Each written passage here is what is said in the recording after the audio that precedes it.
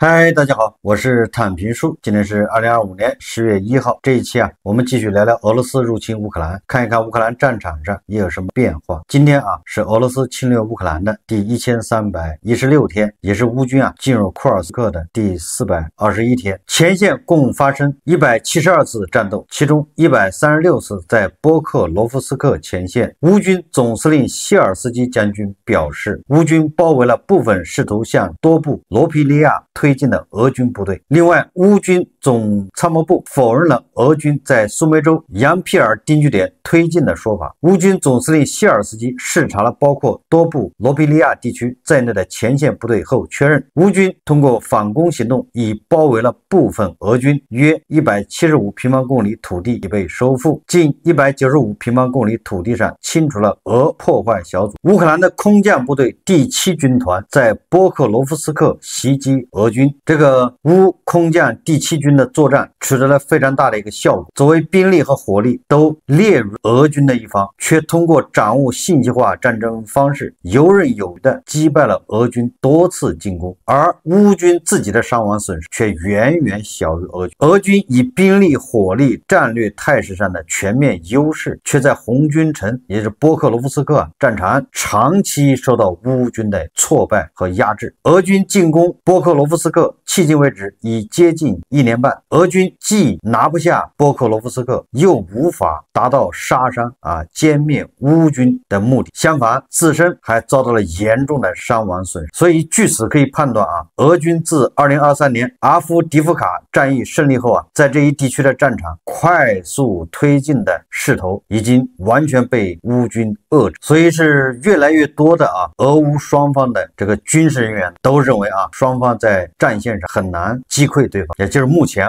这个乌军总参谋部在 Facebook 上公布了截止9月30日上午8点这个战果和双方交战情况时说敌人发动了51次空袭，投下104枚制导航空炸弹。此外，俄军还进行了4463次袭击，其中126次来自多管火箭系，并使用了5531架这个沙赫德无人机进行了摧毁。当然也还有别的无人机俄军对苏梅地区的叫谢雷迪纳布达，扎波罗热地区叫新塞利夫卡和扎利兹内奇内，赫尔松地区利沃夫和奥德拉多卡扬地区进行了空袭。这个乌军的头盔摄像机拍摄的战斗画面记录了一支乌克兰士兵小组在波克罗夫斯克追捕俄罗斯渗透者的时，乌军与敌人正面交锋的紧张时刻。在战斗中，他们与藏匿在地下室的俄军士兵进行了近距离的交战。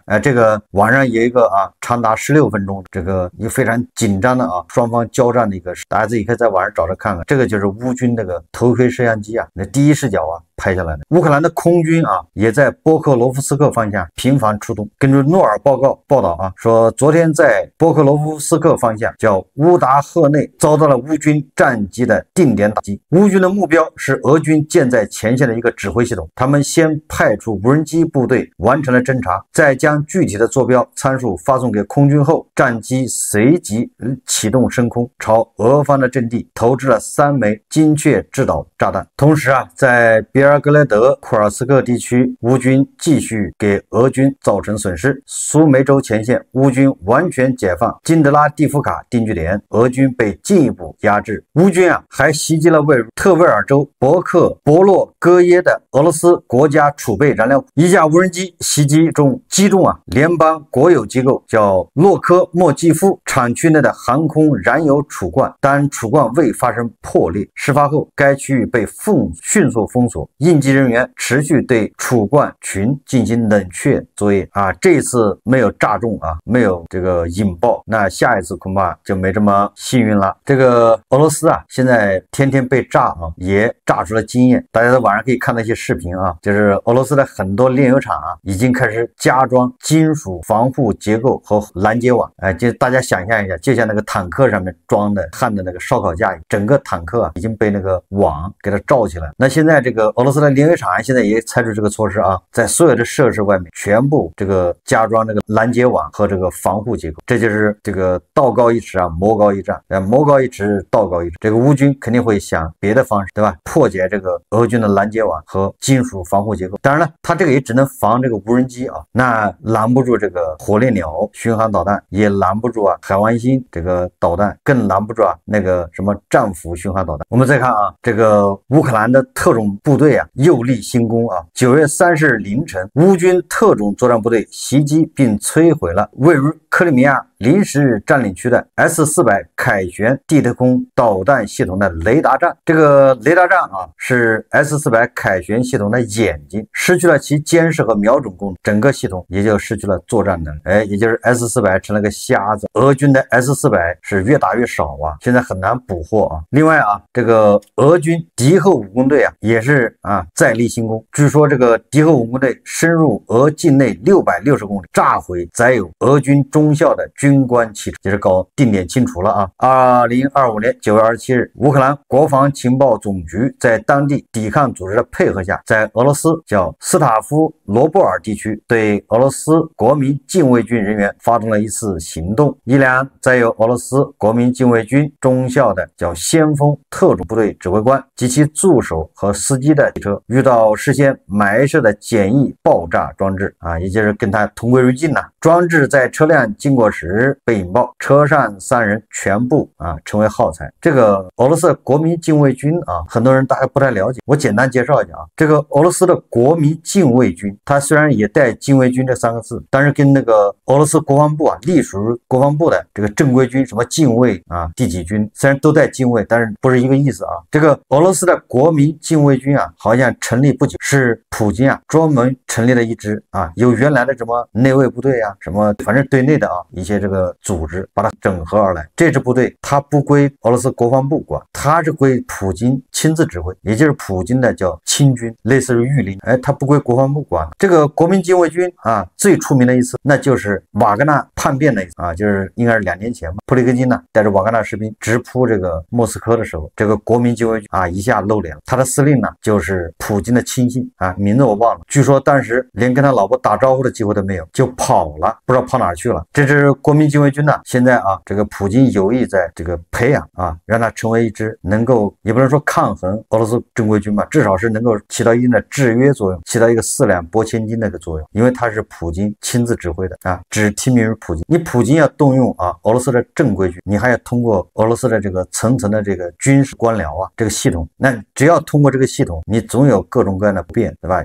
因为俄罗斯的这个军事官僚实际上是一个很大的一个政治势力，他们能量很大，普京也不能完全掌控，对吧？大家都知道普里戈金、瓦格纳总体上他是忠于普京的，实际上他以前就是普京的一个用来制衡国防部的一个这么一个组织。结果在普里戈金和绍伊古的斗争中和那个格拉西莫夫斗争中普京也只能忍痛舍弃这个普里戈金。你就知道这个俄罗斯的正规军这个力量有多大，就是他们政治势力。你就想象一下，普京把自己的左膀右臂给砍断了，那是被迫的。所以这一次普京又开始培养这个国民禁卫军。我再说一个就是车臣的部队实际上就是隶属国民禁卫军。当然了，它跟国民禁卫军是不是一条心，这就不好说了但是从隶属关系它属于国民禁卫军。包括后面被改编的瓦格纳那些士兵他们都是跟国民禁卫军签合同了，不是跟俄罗斯国防部。就后来被整编的瓦格纳那些都是归编到国民禁卫军去了。现在普京对国民禁卫军要进行重装，也就是他以前是主要是负责对内，所以都是轻武器为主，对吧？现在也给他们配坦克、火炮。从这个就能看出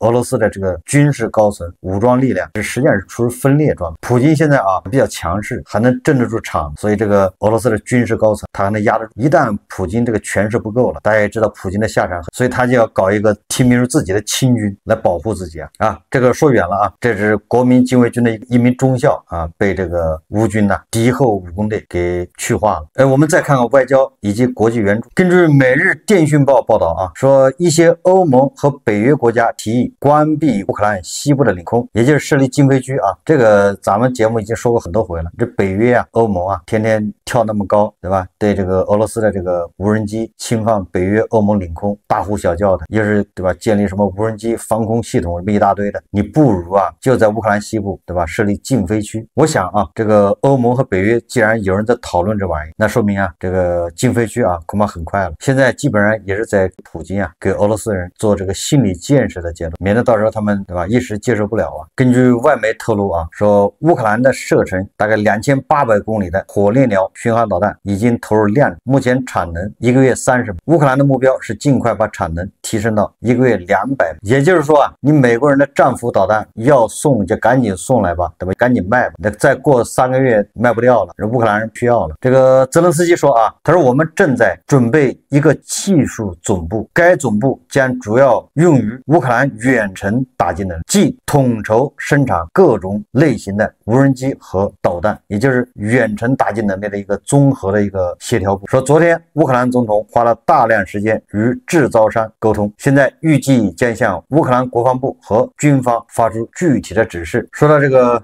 远程打击能力啊，说欧盟将向乌克兰提供约20亿欧元贷款，用于无人机采购。冯德莱恩说啊，我们需要防务旗舰项目，我们提议立即采取措施，在东翼监测项目框架下建立一堵反无人机之墙。我们必须与乌克兰和北约携手前进。这个反无人机之墙啊，不如这个对吧，在乌克兰西部啊设立禁飞区。乌克兰的这个数字化部长叫费尔多夫吧，他说啊，波兰将继续为乌军的新链提供运作资金。这个乌军的新链不是波兰送了是5000套还是1万套，波兰付的包年费用啊，租的啊，完了这个给乌军用，并不是这个马斯克免费提供的。也就是说啊，这个别看波兰现在啊国内也乱糟糟的，但是在援助乌克兰这一块，最终啊还是以坚决援助乌克兰为主啊，因为他们知道啊，乌克兰一旦垮台，乌克兰一旦被俄罗斯侵占，如果俄罗斯取得胜利，对吧？那下一个波兰没有好日子。波兰历史上好像是3次灭国吧，都跟这个沙皇俄罗斯有关系。那么波兰很有可能面临第4次灭国啊，亡国啊，对吧？这个不是开玩笑的。我看波兰还有一些人对俄罗斯抱有什么好感，商女不知亡国恨，隔江犹唱后庭花。30号上午啊，说世界上最大的货运飞机乌克兰的安124鲁斯兰运输机在以色列本古里安机场降落，也被记者拍到了啊。说该飞机啊装载了一个无标识的40英尺集装箱后启程返回欧洲。那大家就猜啊，这个集装箱里装的是啥呢？也有媒体啊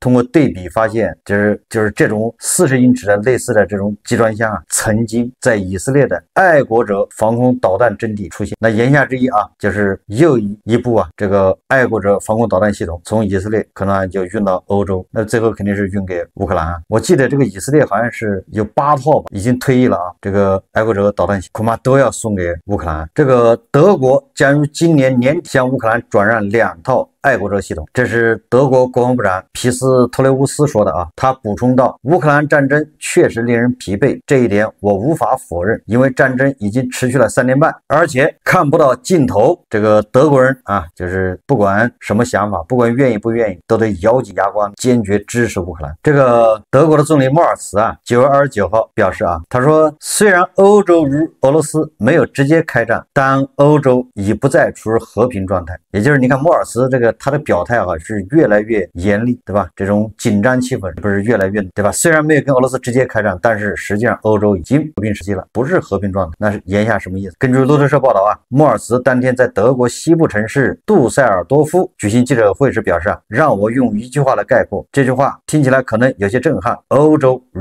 俄罗斯并未处于战争状态，但我们也不再处于和平状态。那言下之意啊，欧洲和俄罗斯的状态那就是薛定谔的猫啊。莫尔茨指出，俄罗斯对乌克兰发动的战争本质上是一场针对欧洲民主与自由的战争，其目的在于破坏欧洲的团结。他同时强调，支持欧盟动用被冻结的俄罗斯资产援助乌克兰，这将为乌方提供3至5年的军事支持。这个莫尔茨说啊，未来3到5年，俄罗斯可能因为经济压力而无力继续战争。你看看这账算的，对吧？把俄罗斯的那个钱拿来支持乌克兰打，还能打3到5年，结果呢，对吧？俄罗斯自己他肯定是坚持不到3到5年的。呢？哎，这个账啊，这个冯德兰算得更明白啊，不光是德国人说啊，英国人也这么说啊。英国媒体报道啊，说英国高官称我们已经与普京开战，他说的更严重了啊，说前军情五处负责人伊丽莎叫曼宁汉姆布勒表示，他说英国基本已经与俄罗斯开战，不是用坦克，而是通过网络破坏特工。周二啊，这个欧盟委员会冯德兰在与北约秘书长吕特啊共同出席活动时，他说啊，说乌克兰必须偿还欧盟的贷款，但是啊，他有个前提，这个前提就是俄罗斯支付战争赔偿金。你说这话说的，他说啊，俄罗斯在战后向乌克兰支付赔偿金，乌克兰将需偿还欧盟的贷款，更绝的在后面。所以说欧盟啊，人家把账说得很，哎，他给乌克兰的这个借款，这个贷款是用来从欧盟这些国家购买武器，你说里里外外谁吃亏啊？冤大头就是俄罗斯啊，对吧？你看乌克兰得到武器，哎，不一定要付钱，什么时候付钱？那俄罗斯战争赔偿到位了，你就付钱，那就还。这个欧盟也没吃亏啊，因为欧盟别管3000亿还是2000亿，最终是变成欧盟的武器，对吧？从欧盟那些从莱茵金属啊，对吧？从瑞典不是说，或者是从什么啊丹麦啊，或者从捷克啊，对吧？那些军工厂买的武器，这个钱又变成欧盟的 GDP 啊，合着吃亏的就是普京。普京啊是哑巴吃黄连，有苦说不出啊。这个冯德莱还说啊，他说俄罗斯面临经济危机加大，他说我们的制裁正在发挥作用。你不能不说啊，欧盟已经第19轮制裁了，对吧？你虽然说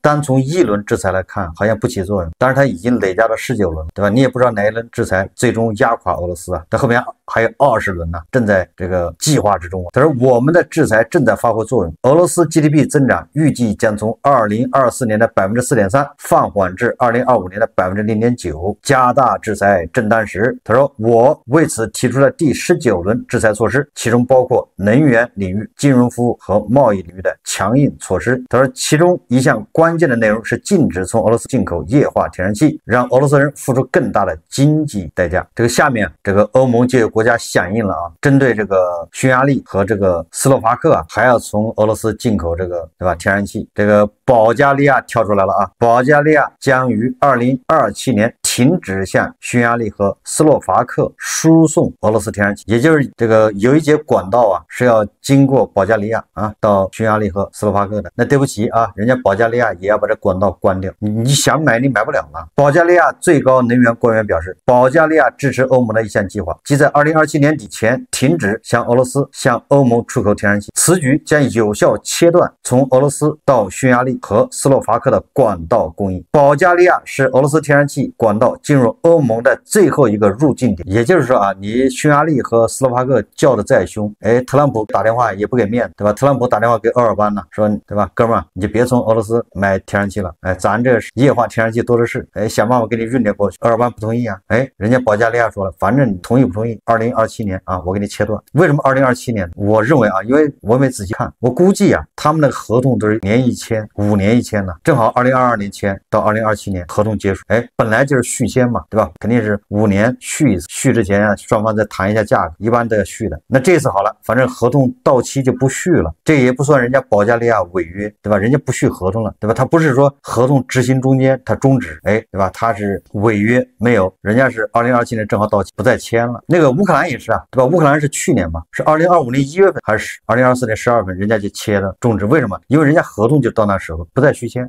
即便在打仗，人家也不违约，哎，这个对吧？这叫契约精神。这个9月29号，这个匈牙利的外交部长马扎尔他对媒体说啊，他说乌克兰可以放弃1/5的领土，以换取和平，解决俄乌冲突。有媒体援引这位匈牙利官员的言论，对此进行了报道。马扎尔呼吁乌克兰放弃领土，换取和平。他强调说啊，他说我不想告诉乌克兰该怎么做，我只是说根据我们的经验，和平有时是痛苦。什么意思呢？实际上当年匈牙利啊，好像就是因为这个以土地换和平，所以他就向乌克兰传授经验，对吧？土地换和平没啥，你看我们不就干了吗？那不好得很吗？你看这个逻辑啊，跟很多黄俄如出一辙。你黄俄就是对吧，土地放弃的太多，成了习惯了，觉得也挺好，对吧？160万平方公里，200万平方公里有啥关系？他就给了，对吧？你给了俄罗斯，也没见俄罗斯富起来，他振振有词，对不对？对吧？你一时还没法反驳他。哎，匈牙利就这个腔调啊，劝乌克兰说你们领土换和有啥关系？这个普京祝贺国民俄罗斯如新地区统一纪念日。这个俄罗斯总统普京啊，通过视频讲话啊，向国民祝贺俄罗斯与顿涅茨克人民共和国、卢甘斯克人民共和国、赫尔松州和扎波罗热州统一日。他说啊，这几个州都是俄罗斯的叫新地区。普京的意思，无论多困难啊，压力多大，他都要保护啊这个什么顿涅茨克人民共和国、卢甘斯克、赫尔松州和扎波罗热州人民啊，这种独立自主的向往。哎，他们加入俄罗斯啊，就是他们这个选择的一种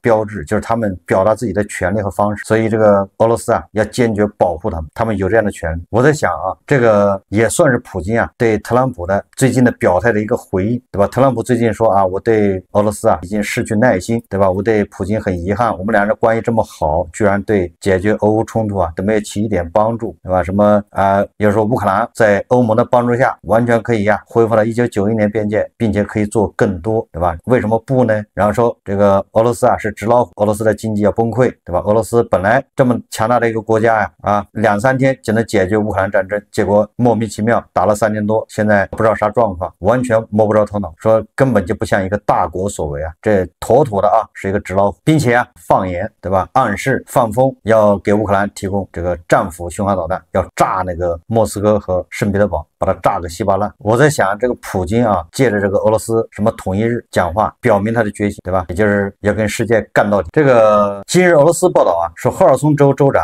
这个萨尔多啊，他在接受媒体采访时表示，他说如果在乌克兰南部的奥德萨和尼古拉耶夫举行公投，这些地区可能会像赫尔松和顿巴斯一样加入俄罗斯。首先啊，这个萨尔多前一阵子传言好像是被乌克兰人的这个导弹给送走了，哎，现在好像就相当于辟谣了吧？那今日俄罗斯报道的嘛，萨尔多又出来了，这第一个啊，就相当于给他辟谣了啊，没炸死，一个人炸伤了。第二个是什么呢？第二个就是这个他是乌克兰人，那妥妥的无奸啊，这种人把无耻啊演绎到极致，也就是按你俄罗斯人这搞法呀，你到美国对吧，随便找一个州对吧，你也去公投，那人家也要加入俄罗斯，没毛病啊，就全世界任何一个你随便去拿搞个公投，那都是要加入俄罗斯，对吧？大国深受其害啊，那个外蒙不就这么出去了吗？还有其他地方啊，跟俄罗斯挨着的这些国家，哪个不深受其害啊？对吧？你把枪架人脖子上投票，你想要什么结果啊？对吧？你到伦敦去投票，哎，伦敦人都要加入俄罗斯，对吧？你去巴黎投票，巴黎也会加入俄罗斯。所以说啊，越是这样，全世界越要团结起，对吧？就要教训这个流氓，这个强盗啊。有很多人啊，他不理解为什么全世界这么多人无缘无故支持乌克兰，实际上不是大家爱乌克兰啊。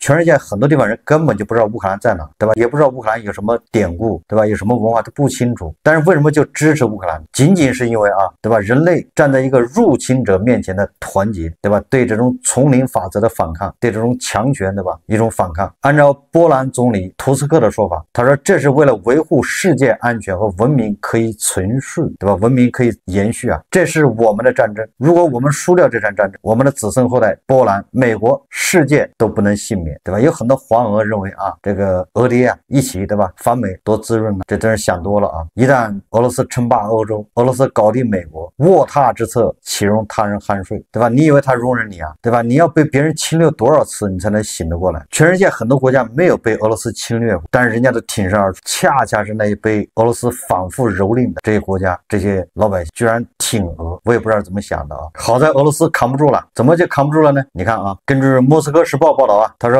俄罗斯计划扩建粉化炉以应对战争死亡人数激增。还有一条新闻是啊，普京签署秋季征兵法令，新一轮征兵工作将自10月1日起正式启动啊，计划征召13.5万人入服役。大家有没有发现这个挺有意思啊？一边征召新兵13.5万人，一边这个粉化炉啊、火葬场扩产的，你说这叫什么事啊？如果把中间省略的话，那就是相当于把13.5万人招去啊，送进火葬场。我也不知道这些家属怎么想。可怜无定河边骨啊，犹是春归梦里。他们都是谁的儿子，对吧？谁的父亲，又是谁的丈夫？犹是春归梦里。他们知道普京造了一个最大的火葬场，最大火葬场准备干啥呢？就是为这些新兵服务的啊。说俄罗斯葬礼行业因乌克兰战争导致死亡人数激增而迅速扩张，计划在罗斯托夫等地区新建粉化炉，以应对日益增长的火葬需求。这一举措反映了自2022年冲突爆发以来，俄罗斯面临的空前3战压力。俄罗斯现有33座焚化炉已难以满足需求，特别是在靠近乌克兰边境的地区，如罗斯托夫地区，当地焚化炉因处理大量士兵遗体而全负荷运转。圣彼得堡当局宣布，将在经历了乌克兰的损失后，对市火葬场进行大规模现代化改造。这些损失自2战以来最高纪录。火葬场计划安装6台额外的捷克焚化炉，一共20台啊。这个是圣彼得堡当地啊要建一座这个超现代化的这种火化炉，说这将使每日火化能力达到240具，同时还将配备2台粉碎机，烧不掉就给打烂，或者有的就不烧了吧，直接扔进去吧，搅成沫沫。我在想啊，那欧盟不都是对吧？对俄罗斯制裁吗？你捷克就别给这个俄罗斯出口这个焚化炉啊。实际上说明这个俄罗斯在乌克兰战场上，别的不说对吧？那这个伤亡率太高，耗材太多，烧不过来，每天伤亡都是1000多嘛，死好几百，那他也烧不过来啊。根据泽连斯基说啊，他说白俄罗斯总统卢卡申科要组织乌克兰总统和普京进行谈判。这个泽连斯基拒绝了卢卡申科提出的3方坐下来达成协议的提议。就是卢卡申科不说了吗？曾经有一份很好的协议放在你面前，你没有珍惜啊。然后这个泽连斯基称卢卡申科为老登，这个泽连斯基真的是这么说的啊。他说，说实话，卢卡申科的话很难回应，他还活在自己的世界里。说普京有时会过来，他们会聊一些老家伙之间的事，很难评论。你看看，不就是说普京和卢卡申科2个老登吗？实际上是卢卡申科啊，叫春江水暖鸭先，他已经预感到结局了，在做最后的挣扎，最后的争取。卢卡申科恐怕也知道自己难以善终啊。我们再看看这个俄罗斯的老黄俄啊，斯特列科夫。这个斯特列科夫在一边啊，在劳动改造，在蹬缝纫机啊，一边向普京喊话啊。他说：“我们无法战胜乌克兰，我们需要退出战争。”这个斯特列科夫也可能是气急败坏啊，这个恼羞成怒啊，绝望，对吧？所以说向普京喊早点认输吧，对吧？越打越惨，早投降早受益啊，就这意思啊，对吧？3年前我就说了，普京啊，早投降早受益，那个时候投降还不至于现在这不可收拾啊。3年前投降，对吧？好歹还能找回点面子啊。现在投降对俄罗斯老百姓那还是好事啊，对普京个人呢，那就不好说了。可以说是普京和一小撮人呢绑架了俄罗斯人，对吧？这个泽连斯基称之为普京的战争，没毛病。好，这期节目我们就聊，感谢大家收看。如果喜欢我的，欢迎订阅、转发，也可以在下方留言。谢谢大家。